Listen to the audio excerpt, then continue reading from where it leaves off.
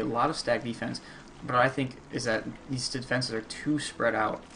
His opponent, he's not incorporated them into a good choke, and we see only roaches. In fact, I said infestor play. We actually don't see any infestors on the field, and I think that could have been really helpful. But the problem is he's stuck on gas, which is another thing for killing this expansion. Is you prevent your player going in, getting enough gas resources. And here we got this final engagement in the game. We're going to see Zess blink into a bunch of these roaches. And the object here was try to get these overseers in. And when I first watched this game, I saw he only had one DT. I can click on it. And then I realized something. He had his pylon here, and he worked in 10 more DTs. So I was like, oh, okay, I guess it's worth it. So, you actually can't predict players' thoughts. Because the current army had only one DT, then it's not worth to kill the overseer. It is if you have this many. As we're going to see here, it's going to be a fair trade until these DT showed up. And this production is basically cut for the Zerg player, and we're going to see a massive amount of units come out for Zess and take out this game. No more Overseers, only in the bases, with enough Stalkers and Archons, and he's just going to morph all these Archons, which is a good idea. If you get an engagement, you kill Overseers, you can just assume that your Zerg player is going to respond with more Overseers, and these Archons are just massive, especially with +3 upgrades. And that's another thing to note, is that in both of these games, Zess is going to have a major upgrade advantage. And so I could probably stop here. He's going to come out there and he's going to basically be able to split his army in two and still be able to take on both sides. Especially with this number of zealots coming in, so... some nice transfusions. Kind of late now. But yeah, some of the keys here to talk about is, as I said before we started this game, getting this forge up. And getting this forge fast expand. Getting your expansion up before... Let's get the camera up. Hi guys. Get some V fusion.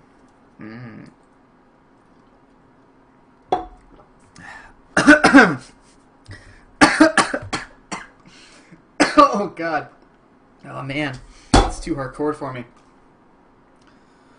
Some of the key notes in this first game, it is very simple. You're on a map where it's very easy to get a forge fast expand.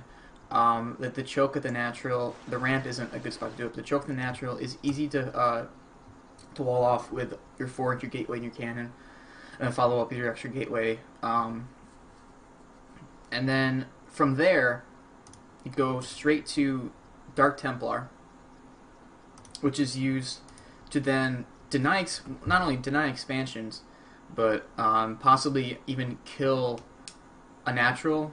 And in most cases, it'll be your third, or be his third. But also,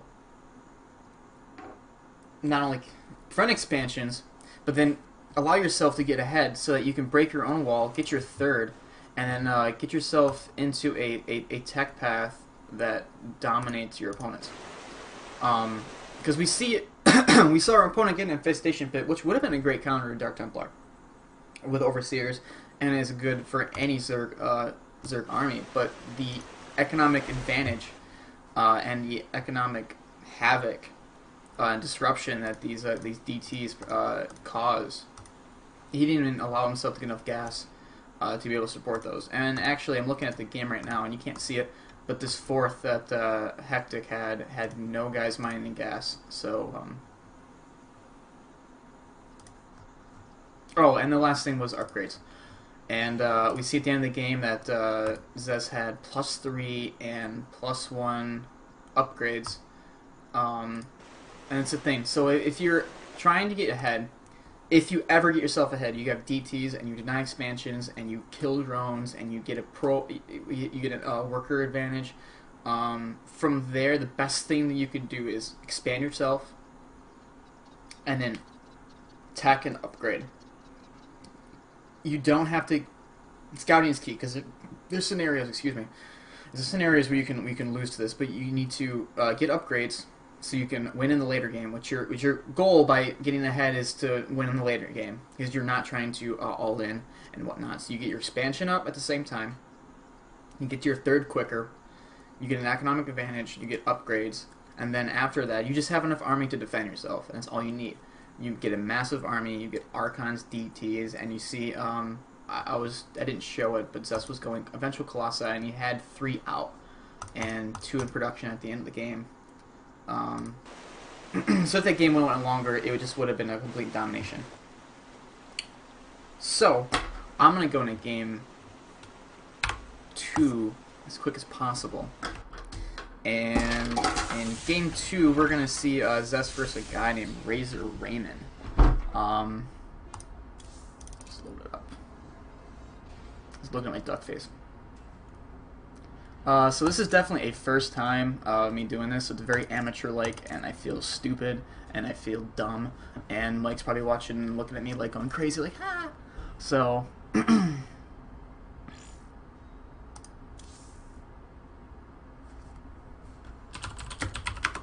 Zess, you're so funny.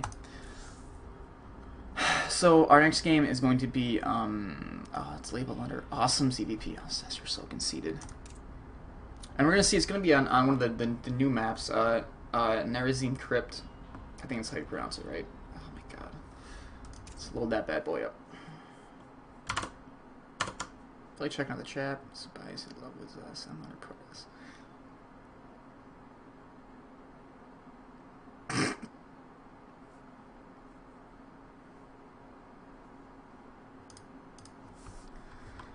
Mike, don't make me kick you from the chat. That's all I gotta say. And, Meta Prime, who are you? I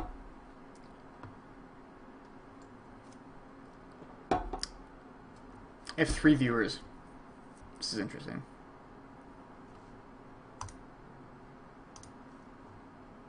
Come on, Meta Prime, type. I want to see who you are.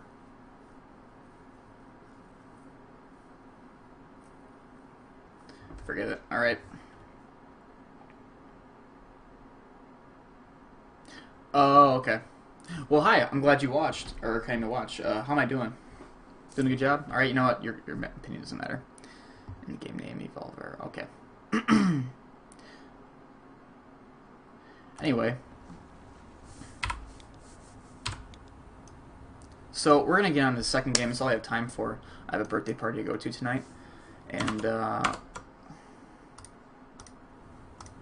so, like I said, this game 2, we have Zess versus, on ladder, another Zerg player, Razor Raymond. What we're going to see this game is a little different thing. We're going to see a early rush attack, relatively speaking, from this guy, and Zess is going to respond, and this is also a good map. You can forge fast expand, except the rush distance is a little smaller. Sort of. Actually, you have to calculate that. I'm not quite sure, because this ramp is... Anyway, that's not the point. The point is that you can forge fast expand this map, but we'll see that he actually scouts it and opts not to, and instead walls off and actually does a defend, and then as soon as he can from there, he does try to expand as soon as he can, as soon as he gets himself clear and defended. So let's get this started, and let's speed it up just a little bit.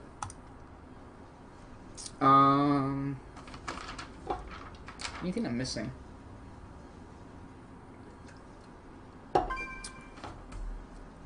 Oh, on the basis of Zerg's rush play, I mean, we're going to see an 11 pool from Razor Raymond, but in the process of his rush, he expands behind. Oh, well, I'll show you. He expands behind it, and I'm not really sure why, because like his expansion causes him to actually be behind on his attack, and I think it actually could have killed Zess if he didn't do that. So, okay, so Zess... Here, he sees the early pool. He knows about a 10 or 11 pool. So what does he do? He puts his gateway here instead of going forge. In fact, actually, you know what? Actually didn't see this. Was this predetermined? Because he has to put the pylon here. Boy. Back button doesn't really work that well.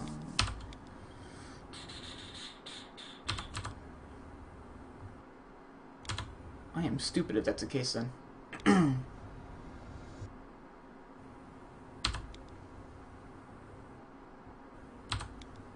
Yeah, he definitely put that pylon there first. Okay, so that changes things a little bit. I I before said that he wall off his ramp in reaction. He decided to wall off, or at least do a one base play, not in a force fast expand or first, which is probably map dependent. He probably knows that the rush distance is a little bit shorter. So my first mistake in my first analysis, Day 9 should definitely be proud. It's so awkward. I feel like I'm talking to people, but you're not there, and yet you are. Ugh. Anyway, yeah, I know, right? Oh, he's random. Oh, thank you. Thank you, Austin. Zess is telling me that he was a random player, so that was the reason why he, No, you're not getting on the show. He's a random player. He doesn't know. It usually is a signal of cheese, so walling off is usually a good idea, and force fast expanding against Terran is usually not good. So we're going to see from our... Oh, let's slow this down a little bit. So we're going to see from our players actually Roche Warren, and we're going to have an early Zergling plus Roche. I can't call it all in because he does expand behind it, but you're going to see the fact that he doesn't make any more harvesters until after this expansion is up, and then therefore from that I can kind of consider it all in. So we have no speed, no speed from these roaches, and these Zerglings have just got speed completed right now, and the Stalker is going to die, but the fact that Zez sees this is key. So we see 3 gates, and in response I'm pretty sure he's going to put a 4th gate up soon. Right there. Okay. So we have this 4th gate, and then he continues to wall off the pylons instead of leaving his Zealot in the hole, because he knows it's going to die to these roaches. It's a good response. And you're going to see he has 1 Zealot, and now he has 1 Sentry and 1 Stalker come out against 3 roaches and 7 lings. And by 7 lings, I mean now about like 20 of them. And this is a dire situation. We get a 1 force field here to stop him from hitting the pylon, but this side port is going to go down soon. 3 more Stalkers. His gateway is not even finished. His warp gate is finished. His side core is now dead. He's only got the ability to produce Zealots. And this is a free situation. He's not even microing here. I think this is interesting, because I feel like he could have came out a little bit better than this. So he rebuilds his side core. That's good. But we're going to see these Zealots come out, and a mistake. Alright, Miss Bart. He's expanding here. But if you go back, he's not microing these Zealots. He's not microing these roaches. And he ends up lowering the health to a point where he literally can pull half his probes. And we're gonna watch this. I'm gonna laugh. Hold on. In 3, 2, 1. 2 kills with roaches from these probes, and I believe the only amount of probes that he only loses 4 workers. He's able to kill these 3 roaches with workers, only 4 of them. Okay, so what do? We've defended ourselves with minimum amount of worker loss. Actually, a minimum amount of unit loss, too. Look at the income tab. It's got 27 harvesters to 21 drones. And we're going to see that before he was actually down to 14 at the very end of this attack. He's just transferring now. That's why I considered it almost all in, because he didn't even have enough to saturate this base, which is why I really think that does explain why he was random. I really think his Zerg play is quite bad, and he's only all in and cheesy play and all that stuff. But here's the key here. We're gonna get a lot of sentries. It's a delayed sentry expand, but it's really not that delayed if you consider the fact that that this attack was so committed, and this guy is so behind on his expansion. So in the end, this really doesn't hurt our player, and it's a very good move. We get the forge down here. We're gonna wall off, and we're gonna get a shit ton of sentries, which is typical of your earlier expand. You get sentries so you can save up minerals for yourself. So you can get this forge, more probes, more gateways to wall off, and if you need to, you can force field this whole section here. If there's a lean attack, but we see that there's really not much back home for Zerg either. He's got an income advantage right now, and he's just catching up on workers, and we'll see that he's just building drones this whole entire time. But personally, I don't think he gets it stirred up quick enough, but that's a different story. So we're going to see this Nexus come up, And we're going to see +1 start, which is always a good